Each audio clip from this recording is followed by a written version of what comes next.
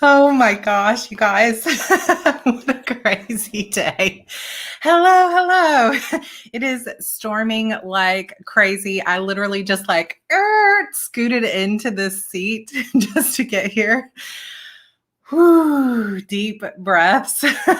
Welcome to Friday Coffee Chat. How is everybody doing? I also was wearing my glasses because I was driving and I didn't have my contacts in, but if I take them off, I have this little line on my nose. So I'm just going to wear them for today and hopefully it'll be okay. Spoiler alert, Sarah made it. Hello, everybody. Happy Friday. Yay. We're here for another coffee chat. I'm so glad to be with you guys. I had a ton of stuff that I needed to get done. So the shirt says coffee and chill. I actually have two shirts that say coffee and chill. This one now is kind of soaked, a little bit wet. So nothing like wearing a white shirt and getting soaked to the bone. Thank you guys.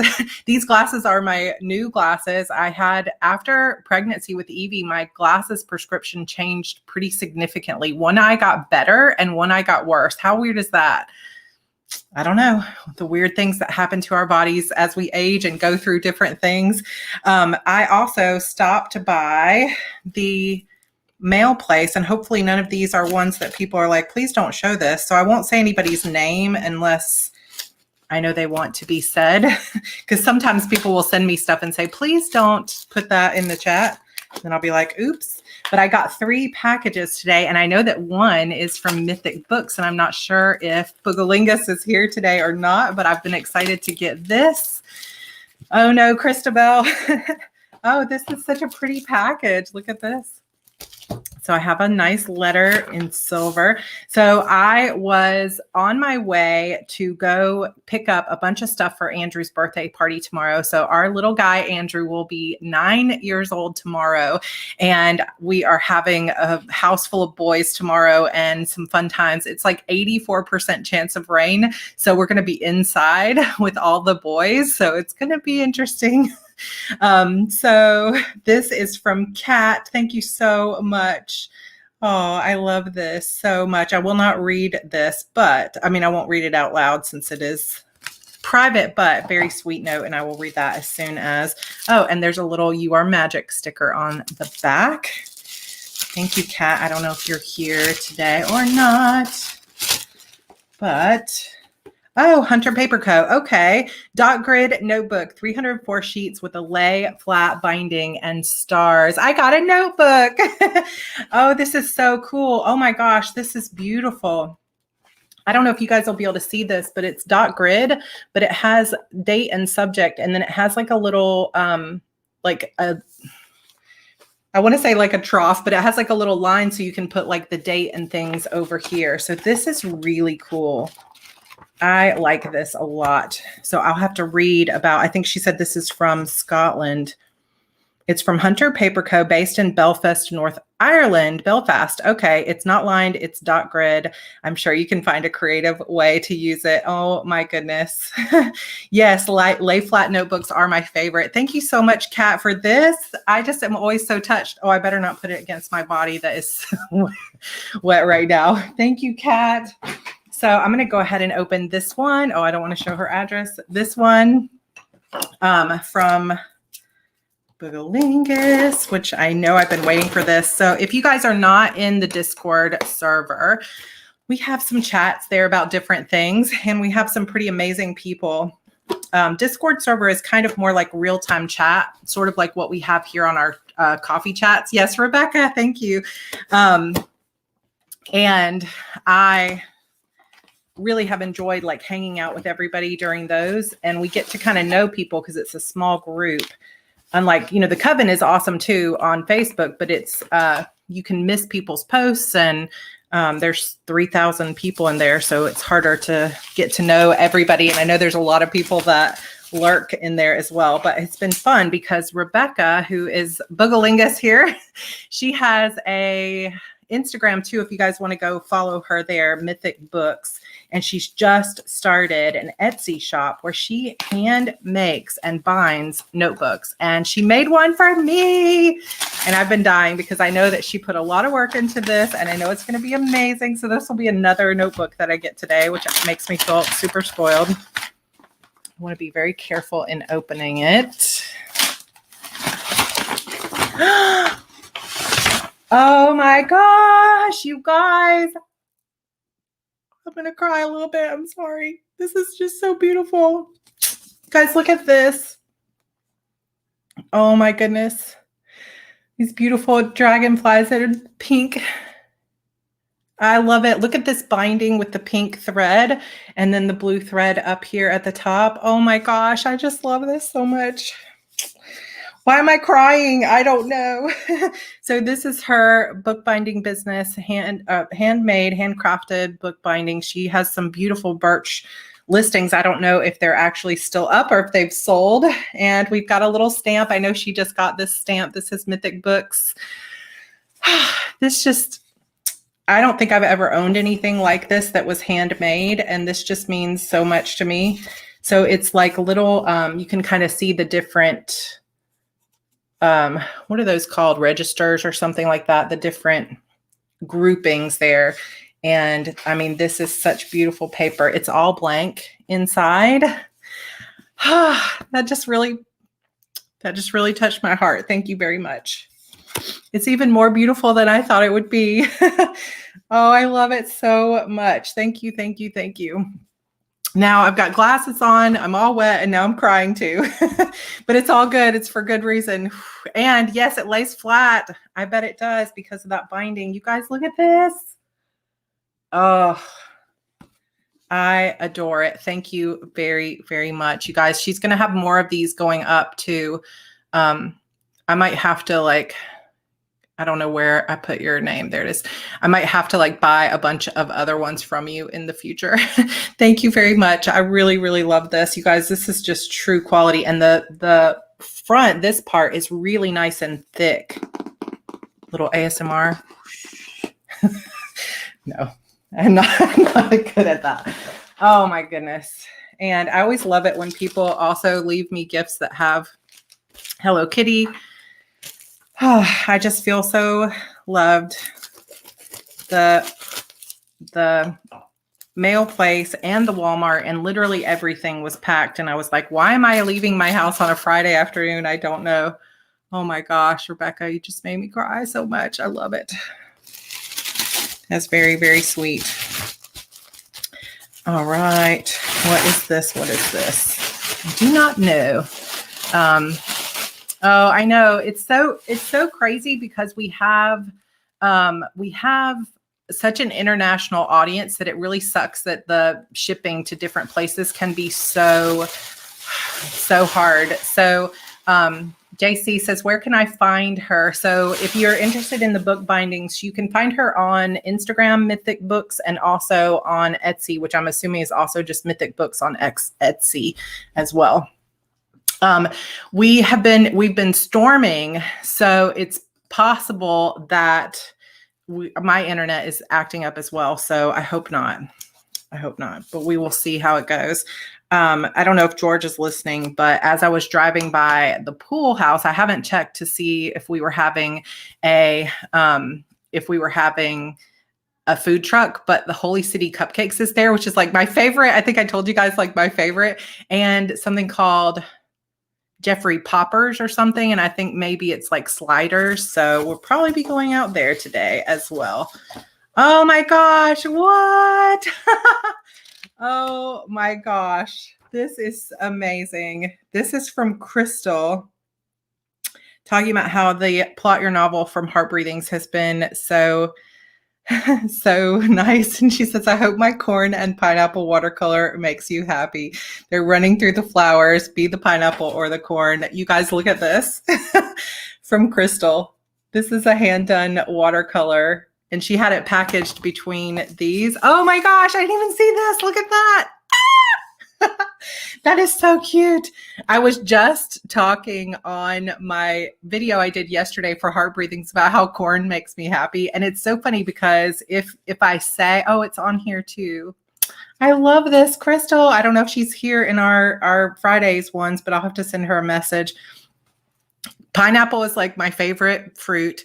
And I love corn. And every time I mention that I love corn, someone decides they want to tell me about the issues with corn. Make sure that you don't get the one that has this GMO, blah, blah, blah. And it's look, I love corn.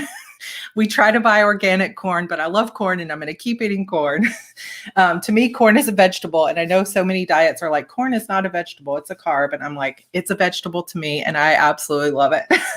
But corn and pineapple and all the yellows for my solar plexus chakra. So I am very happy. Like, oh my gosh, I'm just like, I love you guys so much. Thank you so much for not only sharing in the joy of opening the mail, but also just for those of you that have sent things throughout the years. It just makes me very happy and I appreciate it, you guys. Pineapple on the pizza. It's my favorite thing. Luckily, George will eat it as well. But corn is good for your gut. Thank you very much. Amazing. I love corn with a K, but not the same thing. I actually love corn as well with a K. Yes, corn is a veggie. My parents grew up in Indiana, and my mom grew up on a farm where they have just so much corn, but it's all like feed corn. So you wouldn't want to eat it because it's not sweet corn. But my grandmother always had a garden in the back that was her garden. And that had just like the juiciest homegrown corn of your life. But we also used to go, totally dangerous, so not recommended for anybody, but we used to go, they fed sheeps and all those kind of things. And sheeps, did I just say sheeps? They had sheep and cows and, just tons of animals because it's a farm. And so they had one of those giant silos that had just like tons and tons of corn. And sometimes they would have we never played like in the silo, I don't think, but they sometimes would have like I don't know, just like a giant bin that they would sometimes carry. Like, I guess they would put it on the tractor or something like that. And that we used to go in and play in, which now nobody would probably let their kids play in corn because you can literally like get sucked into it. But it was always really fun as a kid. So I love the little jokes. That is really, I love you guys. That's so funny. Mexican street corn, which has a name to it, right? We order it when we get Mexican every Thursday night, and it's got a different name to it that I'm not sure how to pronounce, but I have had that. And I have had corn on taco salad. I love corn. Eating it uncooked on the cob. I have never had that. Not uncooked, but elotes. And I'm always like, is it elotes? Is it elote? I don't know, but elote? Somebody spell it phonetically for me because I'm always scared I'm going to say it wrong. So I always just say the street corn, please. All right. So I do have some Friday update slides for you guys. So I'm going to share this with you real quick. Share screen. Here we go. Chrome tab, Friday update. Okay. So here we go.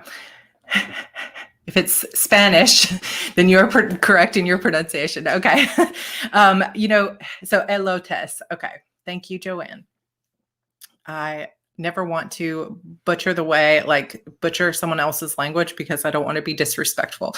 Yes, we're going to talk about the 6-month project. You must have seen that there. So, okay. Darn it. George.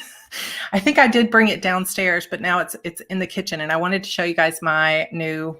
All right, I'm just going to go get it. So I'll be right back. Somebody say something fun in chat, and I will try not to fall over something.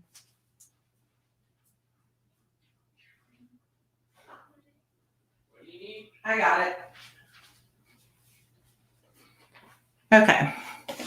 This is what we get when we're not fully organized and I get home late. So I bought a planner. Yes, the Plum paper planner. And I showed this a little bit, but I'm going to do a full walkthrough of this. But this is the Plum paper planner. And I got a little quote on the front that is hard to read because it's small, but and suddenly it's the start. It's time to start something new and trust the magic of beginnings. And if you know, I know I'm corny, don't kick me out. If you know if you know me with the HB90 system and everything else, I love the magic of new beginnings, and I try to have new beginnings as often as possible. I do it every single quarter, get ready for the new, because I noticed that, I know people often are kind of down on New Year's resolutions because we so often set New Year's resolutions and we feel the pressure because it's always the same ones every year. And then we don't stick with them, right? But I always have been somebody that loves planning for the new year. And so I thought, I want to create a 90-day system for myself. And I started learning about other people's 90-day systems and how to use that, and started combining it with the Kanban board and everything else. So I love new beginnings. So when I found this quote, and now I can't remember whose quote it is. So if somebody knows, let me know. And suddenly, it's time to start something new and trust the magic of beginnings. But I found that online and I thought that's the perfect little quote. Now, Plum paper has a coil similar to Erin Condren, and Akshara, I'm going to blame you again, because if you guys were around for a coffee chat a couple of weeks ago, she asked what was the one planner company I had not used yet that I really wanted to. And I thought, oh, you know what? I've really wanted to use a Plum paper for a while. And so I figured this would be the perfect place to do it, because all my other planners, other than our like family memory / gaming planner, is really all about my business. And so this one is going to be my first in a long time, like really non-business kind of planner. It comes with just a clear cover. And then this cover part of it is kind of like a coated paper or something, so it won't tear. And then it's got tabs for each of the months. And I started mine in June.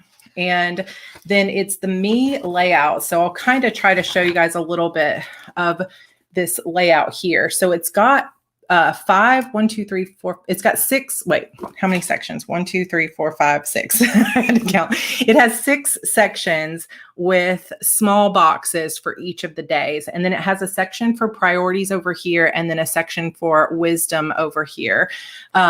So this is Meister Eckhart. Thank you very much for that. That's the owner of that quote. It wouldn't fit on the planner, so I wasn't able to put it on there. And then it's just like this over here. And when you customize, one of the things you can do with a Plum paper planner that you can't do with like an Erin Condren is you can actually customize these sections. So I labeled this one over here priorities, this one wisdom, because I'm going to put a quote in there. So this will be my kind of priorities for the week and my wisdom, but you could label it to-do list and habits or whatever you wanted to do. And then this section here, all of these little sections, you could label them whatever you wanted to label them. Now, I will say this is called the me layout, and these boxes are quite small. And I was you can get this, I think, in an 8.5 by 11. And now that I have it in my hands, I'm like, oh, maybe I should have gotten the bigger one, because I was using this past week, like the first week of June, to kind of write things in. And it's like, I kept going over the line. So I'm going to have to write really, really small. I think I'm going to get like like if you've ever used the Pilot High-Tech C pens or something that is really, really fine point, like 0.3 pens, or the Klena, the Energel Klena pens that come in a 0.3. So I might use something really, really fine point in here, but this will give you, like, I'm going to put a little quote over here. And I was just kind of playing around with using stamps in this planner to see if this is a little sticker here. And then I did a pen test with all these different pens, including a fountain pen and all of that. And I was pretty impressed, because if you look on this side, you can't really see any ghosting and you can't see those stamps, which is really cool, because I feel like using stamps in planners is really tricky, because you can also really like bleed through the paper. And this paper is pretty thin comparatively, but it's Mohawk paper, just like I think we discussed this last week or whatever. And Carrie was telling me it's Mohawk paper like Erin Condren, but it's their own formula. So it's not toothy like the Erin Condren paper. It's really smooth and it's thinner. It's 70 pound instead of 80, but it holds the ink really well. So I'm pretty excited about that. Then I added into the back, like I said, I'll do a full walkthrough. I added some extra dot grid pages, and I've kind of written kind of how I plan to use it. And then I also added a little habit tracker page at the end of every month, so I can track 5 habits on this page. And then in the very back of the planner that has its own little tab, I also got the meal planning edition. So this planner is like so very customizable. So the meal planning looks kind of like this, where you get the whole month at once. So you've got 5 or 4 weeks, I guess, here of meal planning, 1, 2, 3, 4 weeks of meal planning.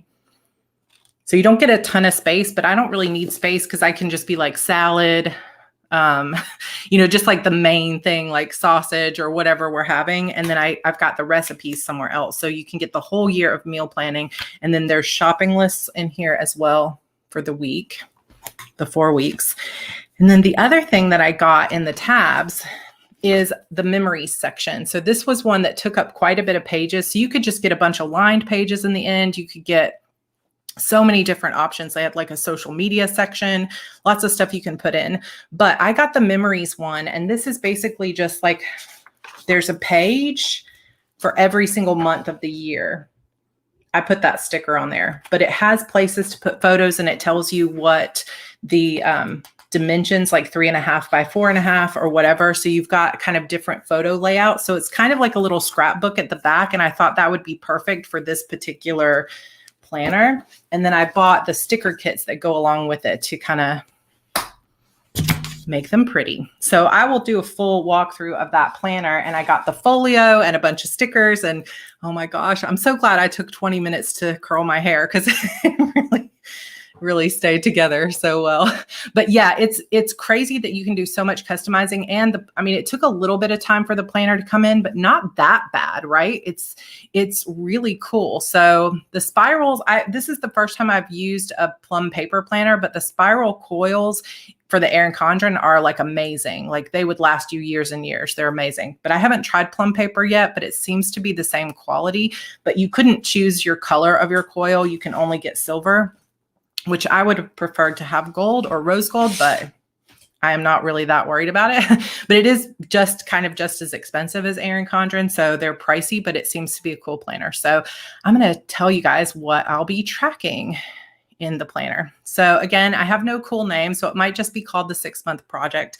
I actually got an email, I think, or maybe it was a DM on Instagram from somebody saying that they had also, before they even heard that I was doing it, been feeling this pull, and they were calling it their 6-month to becoming me or something like that project. And I was like, oh my gosh, like I think a lot of us are feeling this need to take action. And maybe it's something about COVID kind of keeping us home, making us rethink our priorities, kind of shifting things around a lot. Because there's been a lot of things changing in our world, not just the COVID thing, but so many different things that have been kind of causing us to re-examine ourselves and our ways of thinking and our lives. And I think that a lot of us are feeling this shift toward let's really become the people that we want to be, not the people we expect other people expect us to be, but the people we really want to be, because time is limited. And maybe it's COVID kind of helped us think that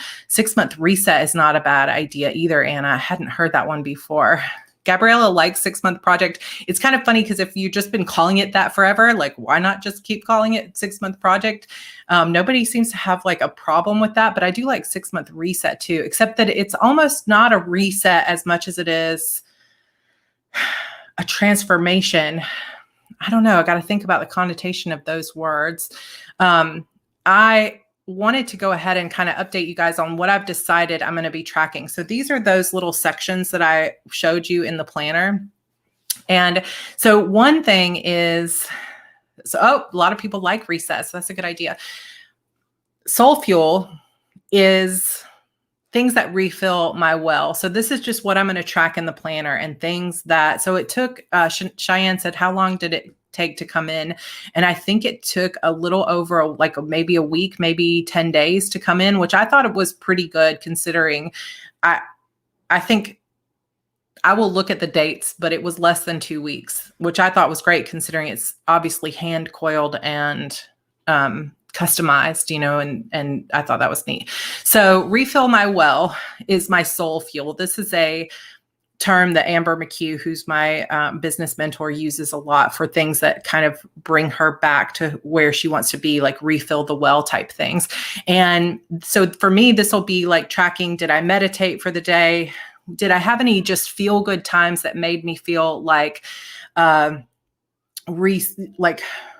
just a refilling of the well, going to the beach, doing my tarot rituals, journaling, happy playlists. Like I think I mentioned to you guys earlier this year, I got a free Spotify premium trial for 6 months that came with my phone, and it's almost up, but I think Mason was the one that told me you'll never go back.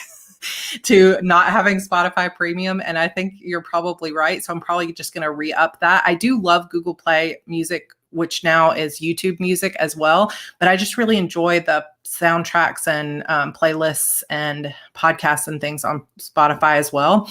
So happy playlists, like good vibe playlists, vacations that we go on, different things that just sort of make me feel good, because I want to start focusing as much as I can on the things that make me feel good.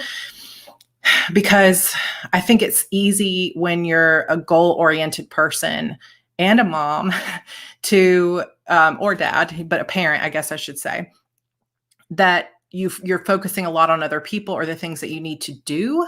And it's so important to focus on how you feel, because if you feel good, you'll get more done. So that's soul fuel. Movement is moving my body. So I want to be exercising more. I want to be going on more walks. I want to be swimming if we can, other activities that get me moving. So this could be just dancing to the playlists and different things, like we've been doing, like running little races with the kids and different things like that. So movement sort of speaks for itself. Glow up. I didn't want to put weight loss, because weight loss is not the only goal here, but this is like where I'm going to track things that I do to feel the way I want to feel in my own body. I think that when you suffer from certain kinds of trauma in your life, it is easy to, I don't know exactly how to put it, but to deny yourself feeling good in your body because you've had shame around your body. And for me, PCOS in and of itself is shameful. There are so many things that go hand in hand with PCOS that don't make you feel very feminine, or that our society considers like disgusting, or, not part of the typical feminine body. And I really want to, the glow up for me is not just like changing some of those things, but also getting to a point where I can appreciate my body for what it's done for me. Like the stretch marks and different things like that, and just like really loving and appreciate my body. But I also do want to do some things like laser hair removal. So that is a big part of PCOS that like a lot of women don't want to talk about, but it is true that it's like a big problem with PCOS is hair growth. Like hirsutism is like what it's technically called, but it's like almost like male pattern hair growth on your body. And that's not something like a lot of women want to admit to, but it's something that I struggle with, and most women who have PCOS struggle with. And it's like, I want to go back to laser hair removal, especially on my face, so that I can get rid of as much of that as possible. I did do laser hair removal on my face. I also, in college, when I was first diagnosed with PCOS, did electrolysis, which was extremely expensive, extremely painful, and did not work. So I do not recommend that. But I did laser hair removal before I got pregnant with Andrew, and it helped tremendously.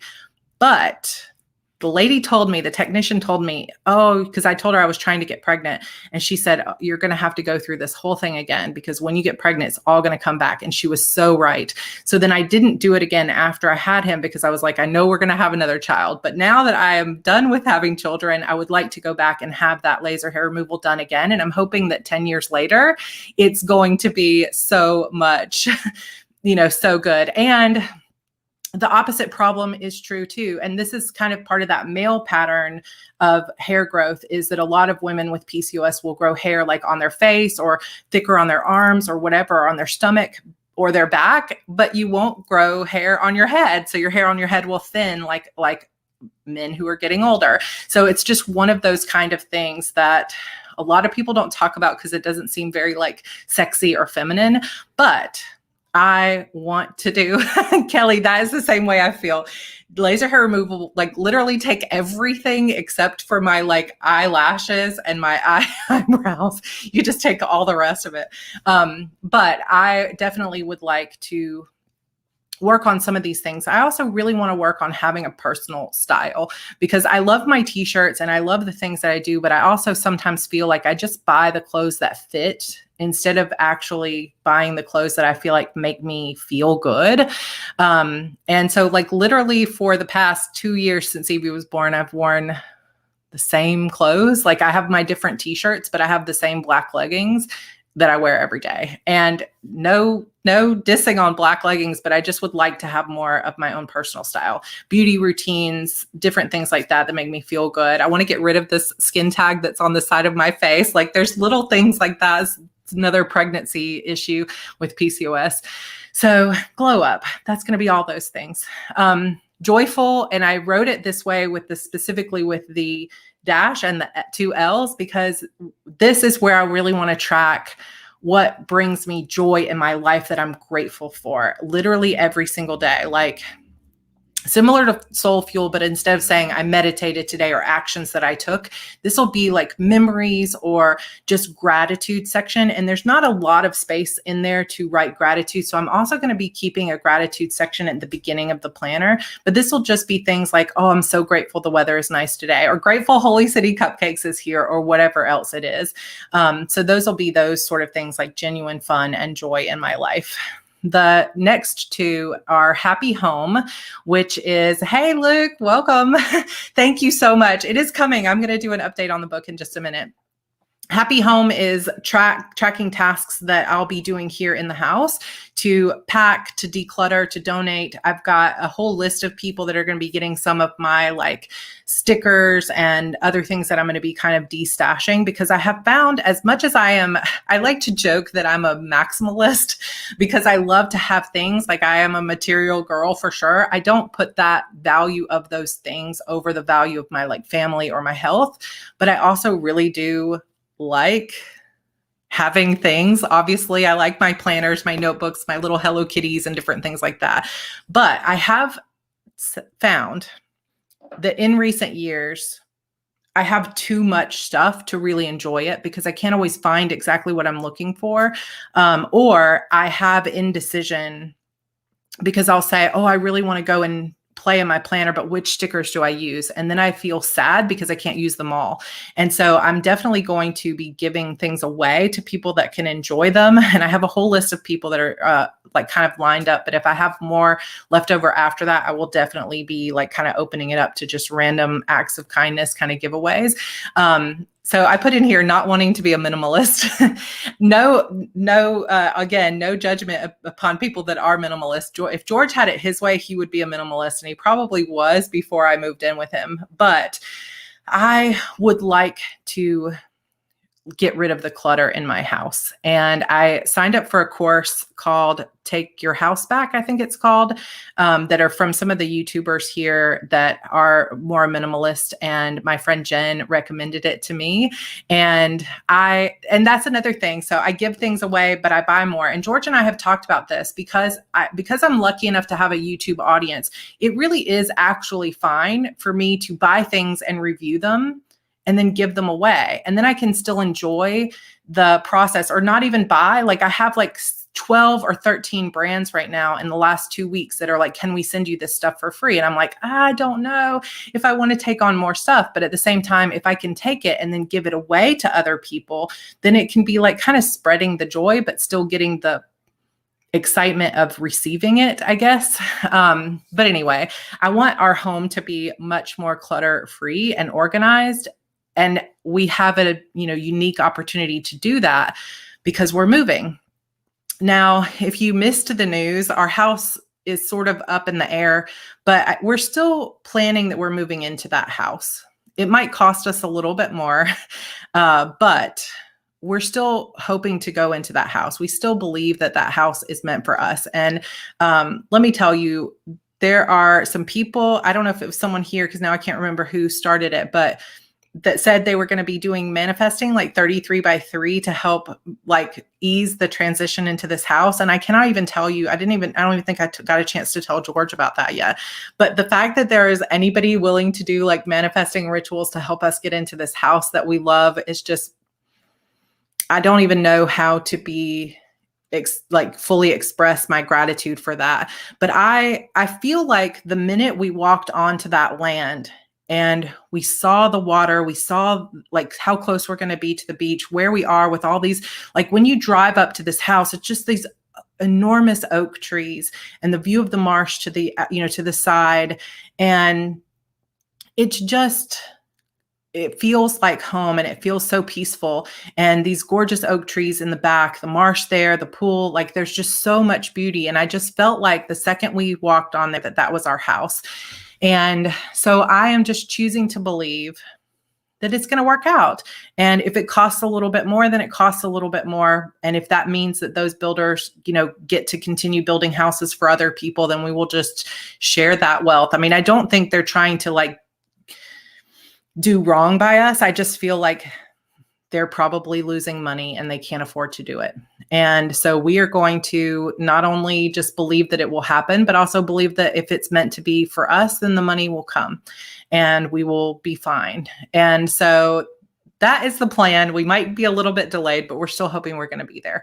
And if not there, then maybe something better is in the works, and even better, then that's the way it is. Thank you, Kara, so much. I'm visualizing it too. So I think that it's going to be good, but we'll be tracking all of that stuff as well. So in my vlogs on this, I'm actually going to show you guys what I'm doing to like actually declutter. Like here's the true before of how we live, and here's how things are changing. We live most of the time in relative organized life, but we do have kids and we have too much clutter, and it's all my fault. Like it's literally all my stuff, not George's. So we're going to work on that. Energy also. And I speaking of minimalism, there is a book called, somebody help me, Goodbye Things, I think is the name of it, where he talks about the silent to-do list and how everything you see in your house that isn't put together, like those dishes that haven't been done, or the, like these stack of notebooks, or this trash on the floor, or this needs to be recycled. Even if you're not actively thinking of it, as you walk around your house, it's like cluttering up your energy and your body, that you're thinking all of these things that have to get done, and it can drain your energy before you even know about it. And I thought this was a kind of a brilliant concept that really makes a lot of sense. And this is a book on minimalism pretty much, but I think that there's a lot you can take from it, even if you don't plan to be fully minimalist. And I think that this is part of the energy part of it for me, that the clutter feeling, it's not just the clutter, but it's also, if I go to find something, like I want to go find this planner, or where did I put that watercolor, or, whatever, and I can't find it, then it causes me stress and it wastes my time. And I want to eliminate that as much as possible. Now, I'm not saying I'm going to be perfect. Yes, Dawn is who originally mentioned that, Minimal Mom. And I think it's the same person, right? It's like a group of 3 women that I've been watching their videos like crazy. I want in my energy section to track my daily energy, and I'm going to have a score for it from 1 to 10. And I'm going to track my cycles. Sorry, guys, little personal things with all this PCOS talk and stuff. How does my food affect my energy? How much does my sleep affect my energy? What about my cycle, the moon cycle, productivity?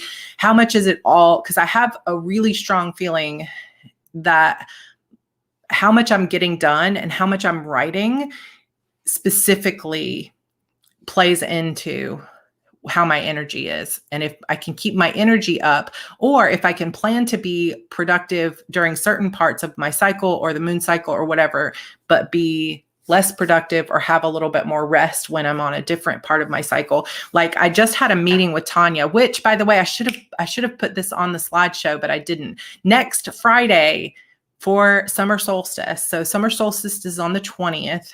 But on next Friday, the 18th, Tanya Gonzalez is going to be joining us for a session on lunafesting. So we're going to be talking specifically next Friday in our coffee chat. So she will be a guest here. She'll be answering questions.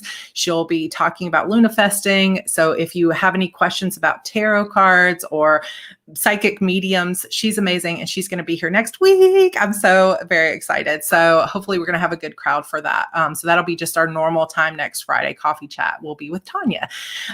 But we can talk about some of these things, because I'm working with her private one-on-one, and she was telling me that I was born on a waxing crescent moon in Pisces. And she said that is why I am such a goal-oriented person because the moon was growing full, and I am always someone who is looking to grow fuller in my life as well. And she was saying that I have, like, everybody has manifesting power cycles in their lives, and mine is coming up starting on July 14th.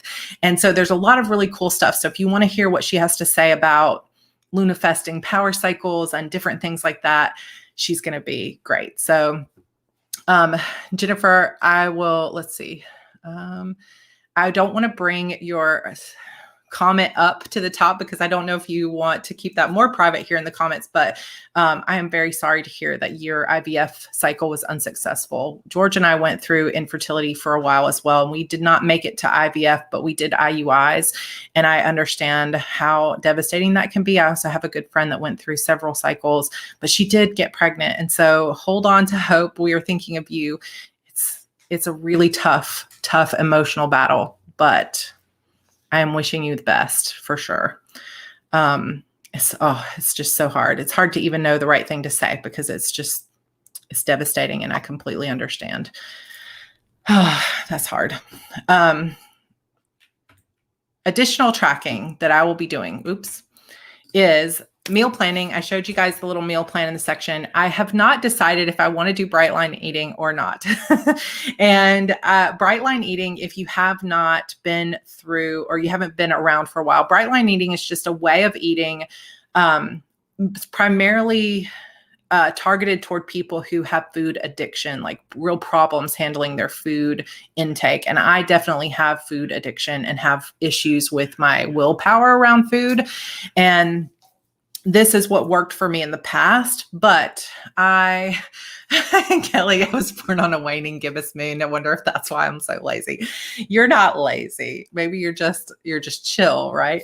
Not lazy. But bright line eating is no sugar, which means no sweeteners, no honey, no, monk fruit juice, like no sugar at all other than naturally occurring like fruit sugars, no added sugars, no flour, which does not mean like gluten-free. It just means literally no flour, no almond flour, no nothing. Like you can have cauliflower flour, but you can't have like any kind of ground up white powder flour. And you can't snack. So it's 3 times a day, eating only 3 times a day. And the fourth part of it is to weigh your food. So like every day it's like you eat 20 vegetables a day and that kind of thing. So it's very strict. And at first, when I went to look at it, I was nervous about it because I was like, it's not no grains. It's just no flour. So you can eat whole grain wheat, but not wheat flour. It's kind of hard to explain because I think we're so conditioned to no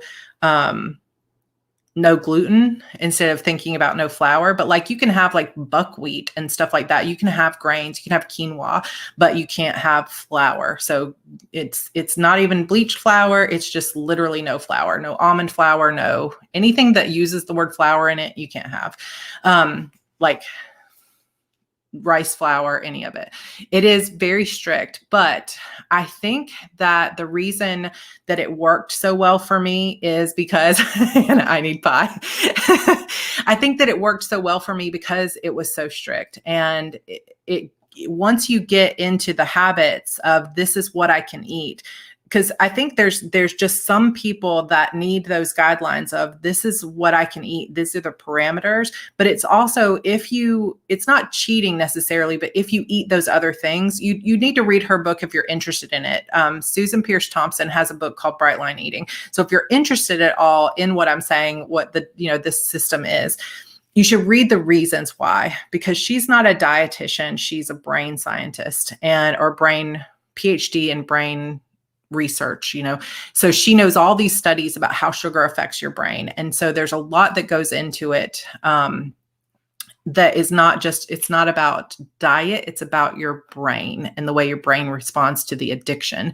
So it's kind of a different take on it. And it's hard to explain in just one kind of thing. But I will tell you this, I did it. I ate this way literally did not cheat or whatever at all, except one time we went to Disney and I was like, I'm going to eat what I want for Disney.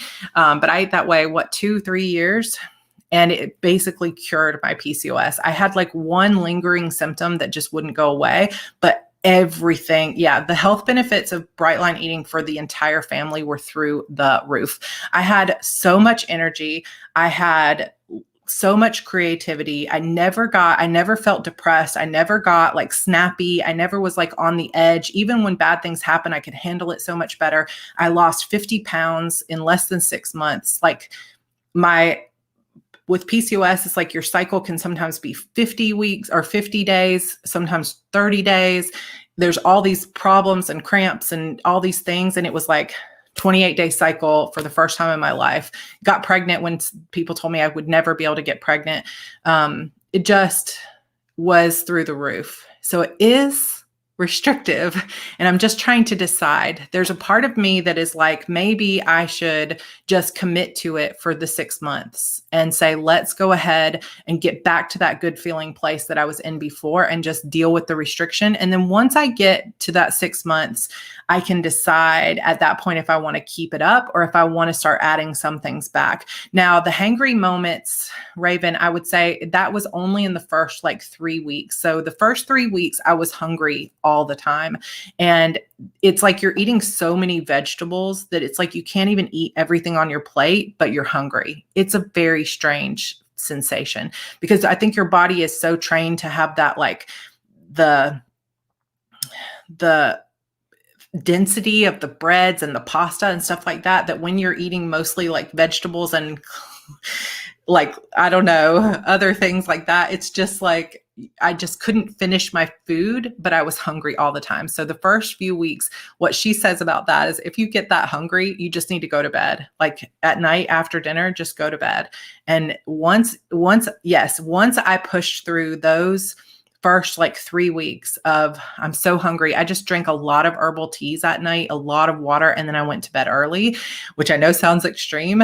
And I just could not, I just had to keep moving forward. But once I got over that, it was life-changing because I was never hungry anymore. And I was always satisfied, always full. It was amazing.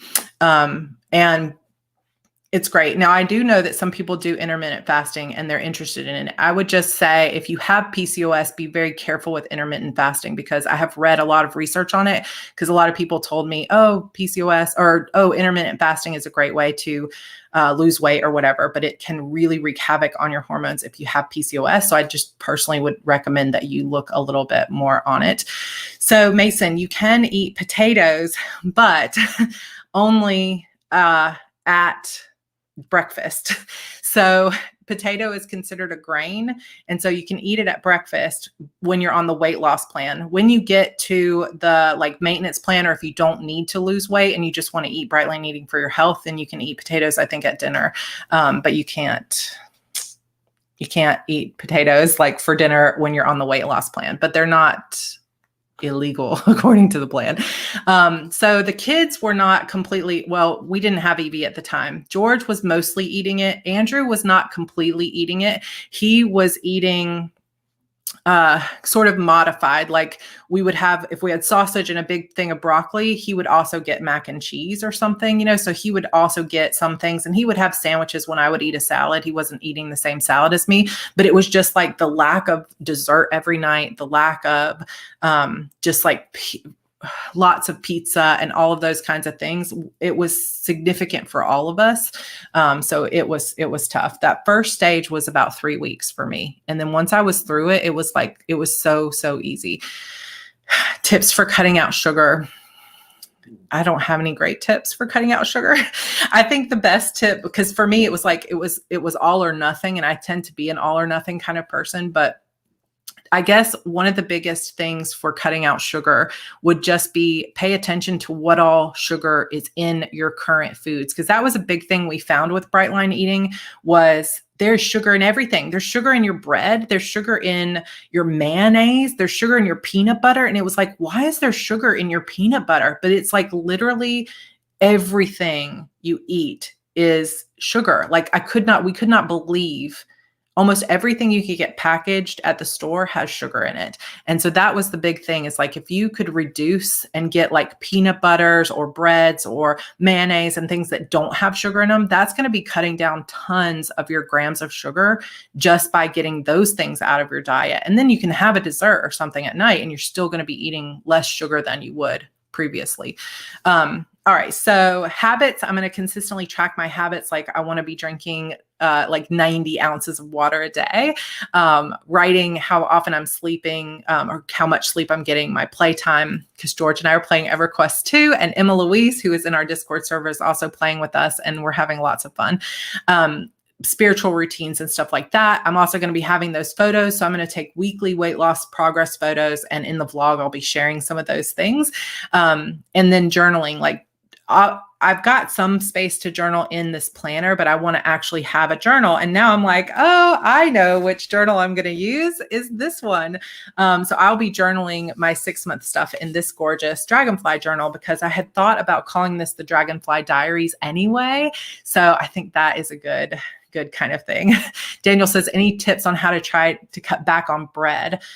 Do you need to cut back on gluten specifically, or just bread specifically? Because there's a big kind of difference. But I would say look into like Ezekiel breads, because Ezekiel's bread is sprouted grains. And so you get the bread, but you get it as a whole grain. And so it's so much better for your body. That would be one thing I would say. Also, and I'll share more on this, I'm going to be doing kind of like an intro vlog as soon as this book is done, so that anybody that wants to join me on this, that we can really, I'll tell you kind of how I decided these things and what this is going to look like over the 6 months. But another thing I'm going to be doing a lot is manifesting, and that will also probably be going in the journal. So I'm really, really wanting to amplify my ability to manifest great things. And I think a big part of that is paying attention and turning things to the positive. So I was busy today. I had to run out. And as soon as I'm in Walmart and there's this huge line, I can hear, because it has our Walmart has that kind of tin roof. And I was like, oh my gosh. And I could hear it. And I was like, please don't let that be rain. But it sounded like a giant storm. And I messaged George. He's like, yeah, it just started raining. And I was thinking, oh my gosh, I'm going to be all wet. My hair's going to look terrible. And I could have just let that like totally derail my day of like, oh my gosh, I'm going to look terrible. I don't want to go live. I'm going to be late. But instead I thought, you know what? Nobody cares how my hair looks on the live stream. It'll be funny. And what's also really cool is that I got these 3 amazing packages. And the other thing I chose to focus on as I was leaving is, I'm going to get there on time. I know I'm going to get there on time. It's going to be fine. And suddenly every single light was green, and I got home in like less than 4 minutes. And so I feel like so much of manifesting is just feeling good and staying in a positive state, which isn't always easy, but I want to try to get myself into better feelings as often as possible. So Jenna says, we love you even with wet hair. Thank you. So I'll be doing some manifesting stuff. I also just wanted to give a public shout out to our little Andrew, and I threw some photos of him here. You guys, look at this little baby. This is like hours after he was born, and his birth story was very, very different than Evie's birth story. So we had a really tough time bringing Andrew into the world. We were so very excited, but because I had gestational diabetes, they kept pushing me like, we're going to do a C-section. We're going to do a C-section. And I was very much like, I do not want a C-section. I want to have, as medication-free childbirth as possible. And so I went into labor on the 11th at like 10 in the morning and labored all day. But it was really mild labor. And then we got to the hospital around midnight, and I thought, okay, he's coming in just a few hours. But he wasn't actually born until 6 p.m. on the 12th, and still was born by an emergency C-section because his heart rate was dropping. But it was still like one of the most beautiful moments of our lives. And this little kid was over 9 pounds. He was 9 pounds, 3 ounces. And he was like, we had never in a million years dreamed that we would have a child who had red hair. And even when he was first born, you couldn't, this is him still not having his first bath and everything. And it was like, oh, his little eyelashes look kind of red, but you couldn't really tell just how much red he was. But you can tell in this other picture of him when he was just like a little bit older, that he had these red eyebrows, red eyelashes. And it was like, well, how did this happen? Like, George's family is Cuban and German. My mom's family is very dark skinned. My dad looks like kind of my coloring. And it was like, we figured we were either going to have a dark skinned child with black hair, or someone that looked kind of more like me. And we never thought a redheaded child. So it was pretty crazy. But this is also a more recent picture of him, of us standing the last time we went to go see the house. So, oh goodness, our sweet, sweet little Andrew. We're going to have a good day tomorrow with him, I think. So going to be all about him tomorrow. Also, before we go, I wanted to give a quick book update because the book is actually coming along pretty well now. I feel like I was hoping I was going to finish it last night, but I'm not quite to that point. So maybe it's going to get done tonight. Tomorrow is all about Andrew, but I will try to work some, but it might not be till the evening that I get to work. And I'm just not going to be sad about that because I want to be there for him.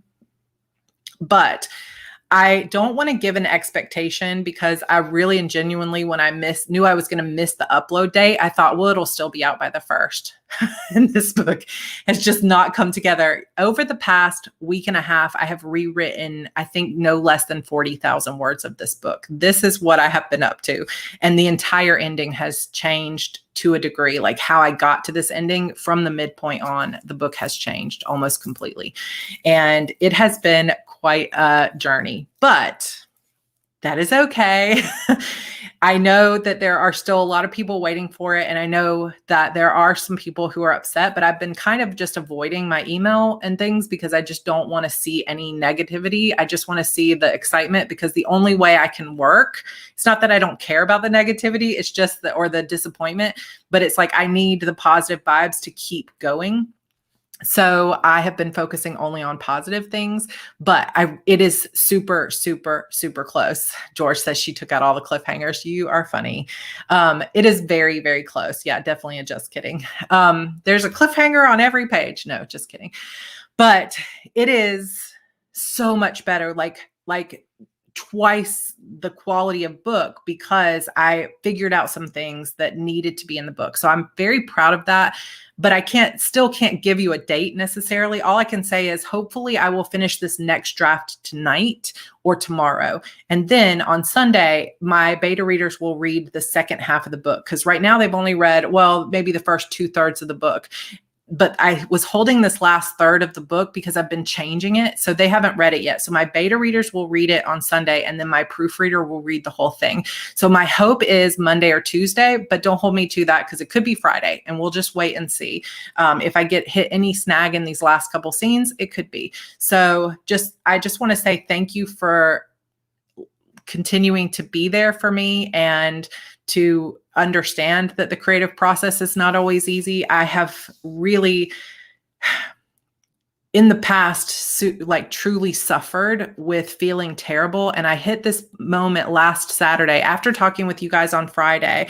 And then last Saturday, George, I worked so many hours on the book last Saturday, like 11 hours, and barely got up from my desk. And George tapped me on the shoulder. He's like, it's okay to not work on this literally around the clock. You've got to take a break. You still deserve to have your own time and your own space. And it's late, so let it just be late. And that was a big epiphany for me. And I talked about this a little bit in my Heart Breathings video that went up yesterday, that I'm so used to like punishing myself when I do something bad or that I've disappointed people.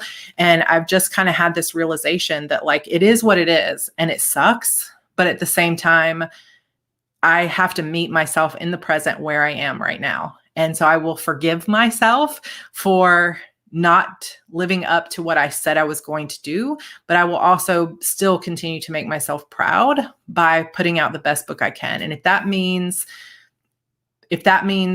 I only work on it for 4 hours a day, then that's what I do. And it will just get done eventually. So it will be out before that pushed back day to the 29th, but hopefully it will be out next week. even more, hopefully it will be out by Tuesday. So I will keep you guys updated, literally posting updates every day in the Coven or on my Instagram as often as possible, just to say I'm still working. It's almost there. But the original rough draft was actually the second draft was about 90,000 words. And it seems like this one is going to be about 95 to 97,000 words, and about 40,000 plus has been completely rewritten. So I will definitely need to read back through it again. So it'll be next week, hopefully early in the week, maybe toward the end of the week. So we'll see how it goes. But thank you for understanding. Also, real quick, we will be getting back to Rival Demons readings. So next week, we will just have Friday. So I'm just going to go ahead and take the week off. Oh my gosh, it's an hour and I didn't even get to all the questions. And now I feel sad. So I just talked too much about a 6-month project. But next week, we'll have our Friday coffee chat, and Tanya will be here to talk about Lunafesting. Then the next week, June 21st, that week, Monday and Wednesday, we'll get back to reading. So we only read half of episode 4, but I'm just going to kind of tack it on and sort of rework the chapters. So we'll have 13 episodes. So the week of the 21st, 5 and 6, the week of the 28th will be 7 and 8. The coffee chat, the week of July 5th, which is kind of like a holiday week, I think we're going to try to go on vacation. So we'll just have a coffee chat Friday. And then the next 2 weeks, we'll read the rest of the story. And then soon after that, probably starting in the 1st of August, we'll start reading Demons Forever. So it's all coming. It's all good. I will try to grab a couple questions from the Discord because I know some people put them in there. Like Kim had asked, how do you manage planning like videos, book promos, and writing when you're going away for 2 weeks? I'm flipping back and forth on whether to take all my gear with me for my daughter's upcoming wedding. First of all, congrats on the wedding. That's so exciting. But I feel like when I'm going away, there's a couple of things. If I know I want to put out the videos or the promos and things like that, I schedule as much as I can in advance. So I will have the videos done and already uploaded to YouTube so that I can just click publish and they'll go live when I want them to. When it comes to book promos and stuff like that, if I'm doing anything while we're going on vacation, I just have it all already queued up. So as much as you can do ahead of time to have scheduled out, I would go ahead and do that. The other thing is when it comes to bringing things with me, I always bring way too much. You guys can see this backpack here. It's technically a baby bag, but it's a Tokidoki Hello Kitty bag that I absolutely love. And I will fill that bag up with my laptop.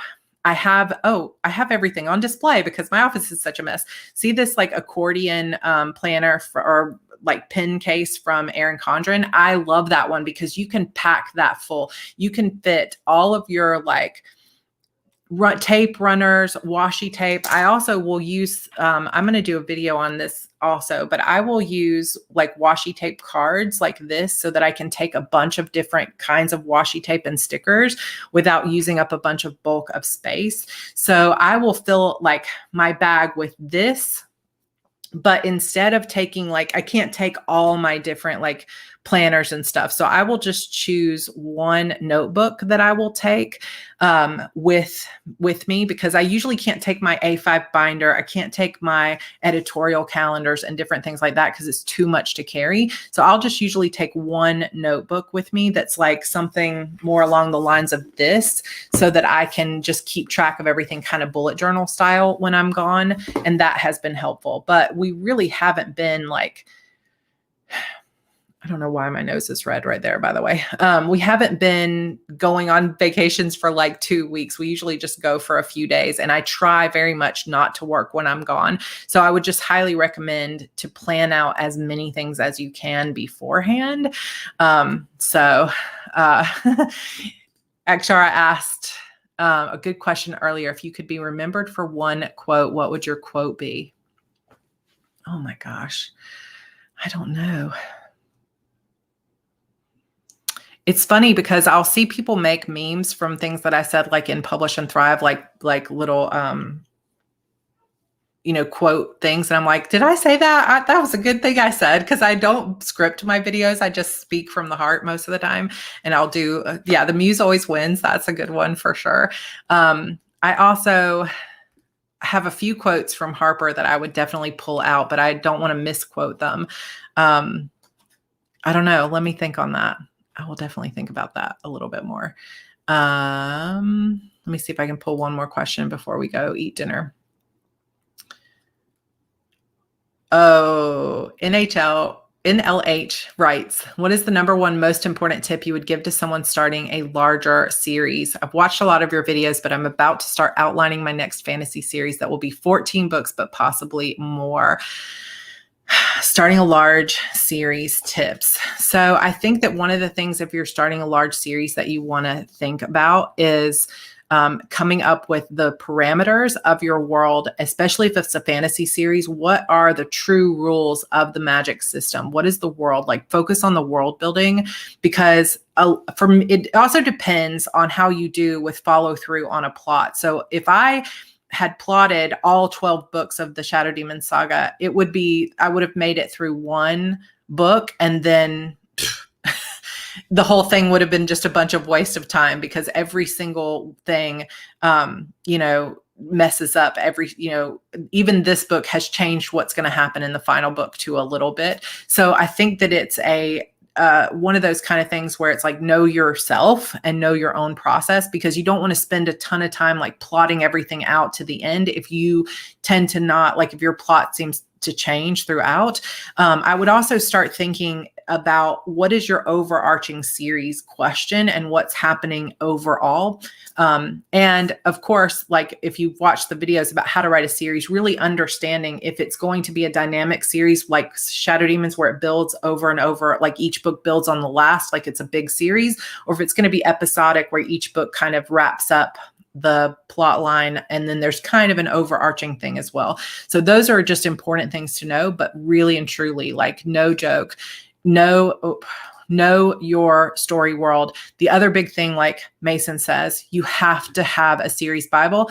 I agree with that I did not start my series Bible until way late, and I have regretted it ever since. So start a series Bible as soon as possible. Now, I would recommend not necessarily, like, you can keep things, but having some kind of system to say what actually went into the book or what you were thinking about is important.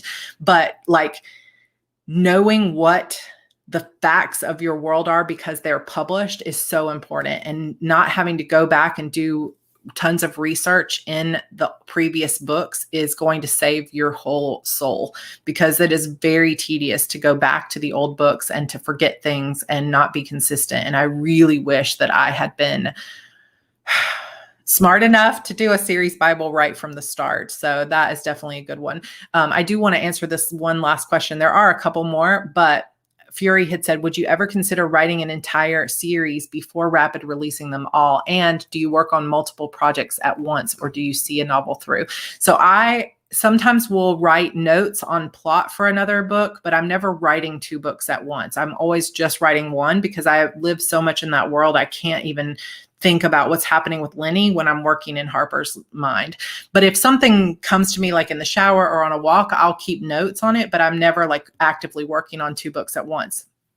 When it comes to rapid release, and then we'll wrap it up, is I don't think that I would ever write an entire series and then rapid release them personally, because I think there's a lot of dangers in doing that. There can be some real benefits as well, but it depends how long it is. If it's just a trilogy, maybe no big deal. But if you're thinking about writing like a 12-book series, I would personally never write them all and then rapid release them, because I feel like, number one, you don't have proof of concept yet, and you don't have feedback as you're writing. So that would be really potentially detrimental. As I've been putting out books, I listen to what my fans loved. Oh, I love Marianne, or oh, I love Jackson, or oh, I love this. And then I can write a little bit more of that into the next book, and I can lean into the things that people really enjoyed. Whereas what if people had been like, oh my gosh, I hate Jackson and blah, blah, blah. That might have like altered how I wrote him in the future. And I think that feedback can be valuable as you're working through a long series, especially because obviously you're going to put a huge investment in a 12-book series. And that's the other reason why it would be hard to like write them all and then rapid release later, is not only is your writing going to change throughout the course of writing 12 books, unless you can write really, really fast, but also just the cost of covering, editing, all of those things is going to be enormous. And to go ahead and put out a 12-book series and put like years of your life, thousands and thousands of dollars. And then what happens if the first book comes out and people don't like your heroine because they think she's whiny? That would be pretty devastating, because if people don't like the first book, they're not going to read the second book or the third book either. And I am not really a believer that we need to like cater to our readers 100%. But at the same time, I have known people in the past that have put years of work into a series, and then the book comes out and people don't like their heroine. And if you have 12 books already written, oh my gosh, that would be really, really tough. Or if it just turns out that your genre was not right, or it's not like resonating with people, that's a lot of time and money to put towards something that isn't taking off. So it doesn't give you any flexibility. So I don't think that I would do it. Yeah. And there's no guarantee with rapid release anyway. I did rapid release in the beginning by accident, not out of strategy. It was just like, I'm publishing them as soon as I finished them. And I was in kind of a place where things were flowing really, really heavily. Now in the future, what I will do is, well, okay. So yeah, that's a good point. Lena says, glad that the Leah hate feedback didn't make her go away. See, Leah was not the main character though. Leah was a side character, and I knew that people would, it's like, I knew that they wouldn't like her, but I also knew that I would make them love her. So it's one of those weird kind of things. But if it had been like that people didn't like Harper and they were like, now I did have a review that said Harper is a twat. That review is probably still up there, which kind of made me laugh. But for the most part, people loved Harper. And I was able to lean into the parts of her character that people really resonated with. Whereas if I had not had feedback along the way, it might have been tough. I also think that you can get into a weird feedback loop with yourself where you write those books, but then when you go to publish book one, it's like you've grown as a writer, and then you kind of want to tweak it again and again and again. And I think you could get into a weird loop where you're just never publishing because you're always growing. And then you go back and you're like, I can't publish this because it's not good enough. Like, I'm a very different writer in book 11 than I was in book 1. So that's kind of tough. But I also think that, yeah, maybe you could rapid release the first 3. So one of the big strategies that I've talked about for a while is rapid releasing the first 3 books with like 60 days in between, or 30 days in between, or 45 days or something like that. And then by book 4, you can kind of spread them out a little bit more, because I think rapid releasing 12 books has some detrimental effects as well. So we can talk about that in another time. And I think I talk about it a little bit in a video over on Heart Breathings, but I would just warn against that as a strategy for a very long series. But in the future, I will not be announcing any release dates, nor will I be putting any pre-orders up for books that aren't finished. And I really would ideally love to get to a point where a book is finished and I've already like packaged it, and the audiobook and the paperback and all of that is coming out, and I've already started the next book. So that what would be awesome is to get a book ahead, so that like when book 11 is coming out, book 12 might be on pre-order because it's already finished. So we'll see if that ever happens. I will try to get there. The Muse is hungry. Yeah. He's like, cupcakes and burgers. You want to come say hi? Thank you guys for a longer chat. Thank you so much, Rebecca, for the notebook, and to Kat for the notebook. And I just love this so much, this little drawing from Crystal. So thank you guys very much for all of that stuff. I truly, truly appreciate it. So I think we're going to go get some dinner and I will see you guys next Friday. We'll have a coffee chat with Tanya as well, and it's going to be great. So I will see you guys then. And hopefully the book will be out before next Friday. I anticipate that it will be, but we're going to take it one day at a time. And I love you guys. I will see you next Friday, if not before. This paper? Yeah, this paper. It's nice, right? What is this? This. What is this? Beep. A beep. What is this? This. It's corn. What color is that? Pink. It's pink. It's yellow. She does not know her colors yet. She knows the names, but not the actual colors. All right, you guys, we'll see you later. Bye. That's cute. Say bye. Color.